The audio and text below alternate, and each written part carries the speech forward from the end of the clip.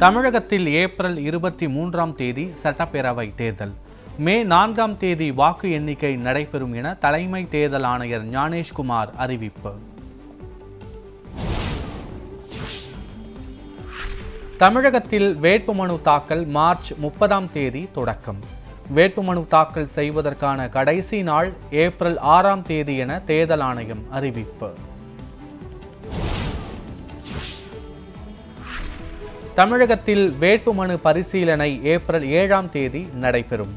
வேட்புமனு ஏப்ரல் 9 நடைபெறும் என தேர்தல் ஆணையம் அறிவிப்பு.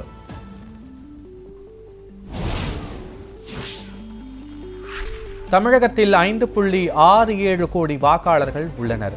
72,032 வாக்குச்சாவடிகள் உள்ளதாகவும் தேர்தல் ஆணையம் தகவல்.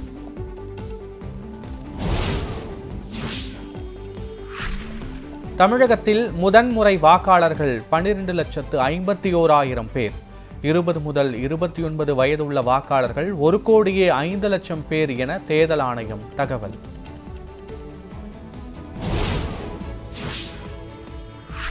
தமிழக வாக்குச்சாவடிகளில் சிசிடிவிக்கள் பொருத்தி கண்காணிக்கப்படும். 1200 பேருக்கு ஒரு வாக்குச்சாவடி எனவும் தேர்தல் ஆணையம் அறிவிப்பு.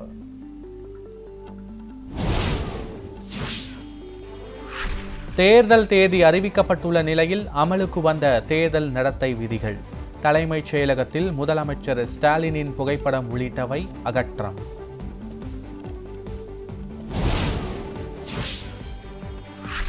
தேர்தல் நடத்தை அமலுக்கு வந்த நிலையில் தமிழகம் முழுவதும் பாதுகாப்பு ஏற்பாடு.